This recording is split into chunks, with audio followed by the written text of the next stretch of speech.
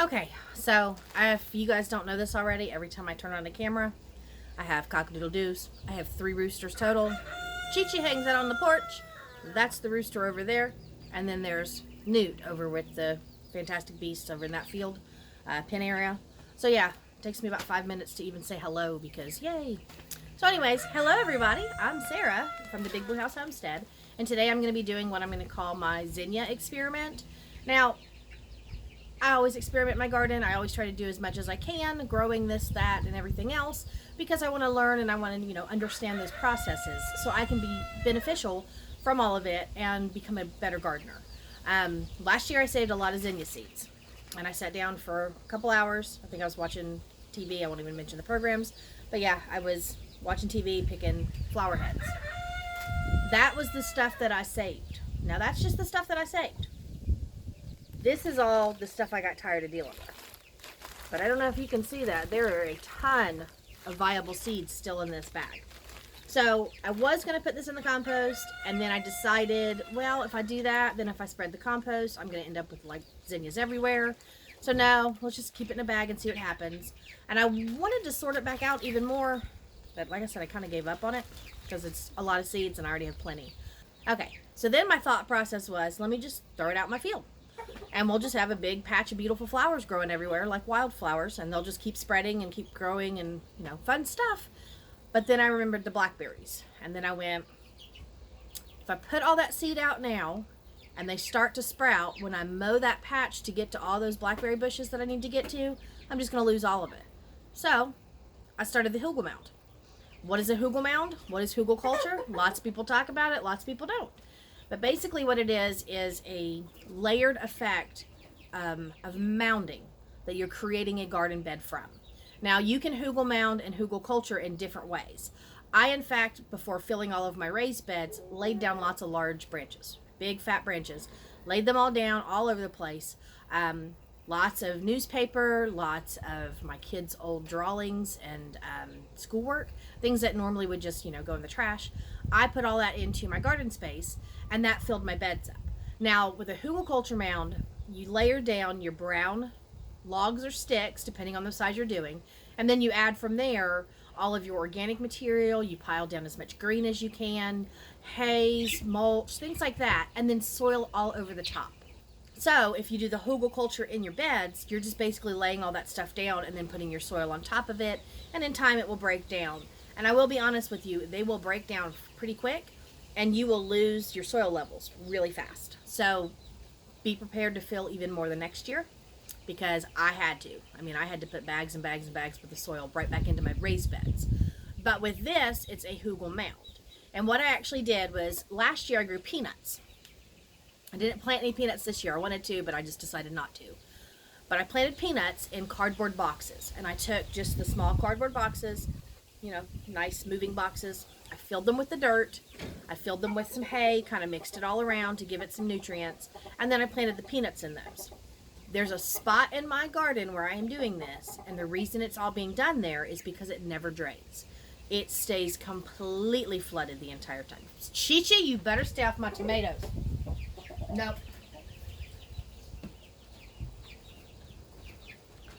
It's always a Chi-Chi moment. Chi-Chi. So anyway, what I was saying was that this spot in my garden will not drain at all, period. So anything that I planted there in that area would just drown out and die. So I started thinking, this being my 3rd year of gardening here, I started thinking in my 2nd year, well, I want to put stuff here, but what can I do? So I decided to lay down a ton of these big branches. Now, I have lots of trees and lots of branches fall, and I just collect them in piles, and we do burn a lot of stuff, because you like fires, and fires are great. But I did salvage a bunch before it got burned, and I stuck it all onto the ground. Now, the logs are still there, so then I have cardboard now and soil, because all that came out with the boxes. I have sat there the entire season so far and just trimmed up big, ginormous spots of large weeds, like very tall stuff that I didn't get with the lawnmower, and things that I was pulling out of the garden beds that were big, and I just kept throwing all of that on top. In fact, all the kalettes and collard greens and kohlrabi and things like that were, big, nice, woody, sticky branches, piled all that in there as well too. just kept layering it. And then the other day I went through and I actually did my potato bags because I needed to harvest some of those potatoes because the plants died. So I dumped those on top, which added a lot of hay and added more soil. So I've created those layers that you're supposed to have in hugelkultur, and it's not something that everybody does, and it's not something that everybody should do or everybody can do. It's just I have the materials on hand, and I had a really bad spot in my garden, and that was how I chose to fill it. So as that all starts to break down, even if the soil underneath, well, not soil, but clay underneath, doesn't drain very well, it will leach all that water back up into my mound, which will then create its own watering system. So I thought it would be perfect. With all that being said, since you got a little education on hugeling and hugelkultur and hugel mounding, however you want to call it, I'm going to go out there and finish up just this last little bit of dirt I've got to put down, and we're going to throw these zinnias in, and we're going to see what happens, because I'm hoping I can get a very large mound of beautiful zinnia flowers.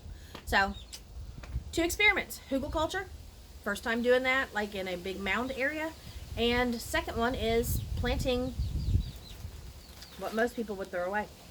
And so I'm all about reusing and saving as much as I can. So I'm going to see how many flowers I can get from this. But it's a nice cool day. It's like in the very low 50s here. So I'm going to enjoy it and get a lot of this work done. Well, let's head out and get it all finished. Okay, so that's my actual hugel mound. I sprinkled down some fertilizer on top. It's organic, just to add a little nutrients towards the top of it. As it breaks down though, it should start to feed off the compost below. And this stuff only feeds for a couple months, which means it's going to probably be very lush and beautiful even months from now. But I thought instead of, planting the seeds directly, we're just going to sprinkle them, this whole entire bag, onto this mound.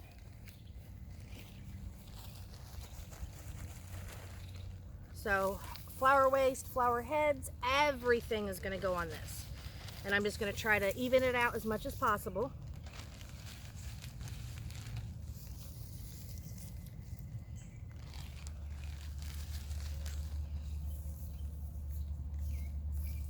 Kind of spread them around a little to make sure they're nice and even. Now I'm not planting down my sides because I really didn't have enough to fill the sides up, but I'll keep adding to this every year and it'll make a difference eventually. It'll just be one big giant mound and then I can start to plant the good stuff. All right, those seeds are all down. So the next step for me is just to go ahead and throw more soil on top, and I don't mind. I'm gonna get my hands a little dirty and we're gonna cover this all up.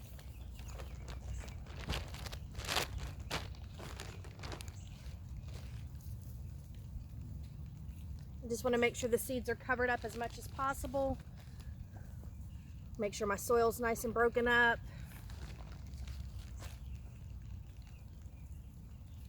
And then I'm just gonna kind of press it down as I go a little bit, just to make sure the seeds don't fly away. But yeah, I'm going to continue to do this and get it all covered.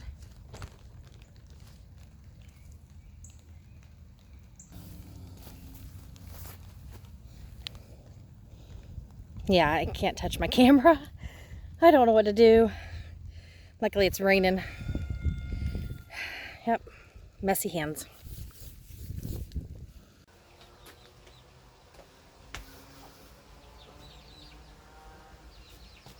Trying to wipe my sleeve and I've got dirt on my sleeve. So now I have more dirt on my face. Fun stuff. But yeah, I got wet a little bit. I don't know if you can hear it. It's starting to come down now. But at least I got that done. And there's no better time to plant seeds than in a downpour. Because then you don't have to water. You don't have to maintain them right away. And all you got to do is just put them under the dirt and walk away. So that's what I did. So that was the hugel mound. We'll give it a couple weeks and see what happens. Hopefully I'll start to get some really nice sprouts. I tried to keep all the weeds that I put in there seed free. That way anything that came up would be what I put in and not what they wanted. They being the weeds in the nature. So yeah, so we'll see what happens. Hopefully, like I said, it all starts to sprout and there was a lot of viable seeds and it will all grow really big and I'll get this big giant mound of zinnias. And there's a whole mix of zinnias because every time I save seeds for zinnias, I just threw them in a bag and said zinnia. So they could be all kinds of colors, all different shapes. Who knows? All right. Well, thank you guys for stopping by. I know this was a little bit quick because I was rushing through. But like I said, it was raining and it's getting ready to even pour. All right. Well, thank you guys for stopping by. just another little thing that I do. A little bit of an experiment, a little bit of fun, and some beauty. You know, who doesn't want all that in their garden? So thanks again. I will see you in my next video. Bye.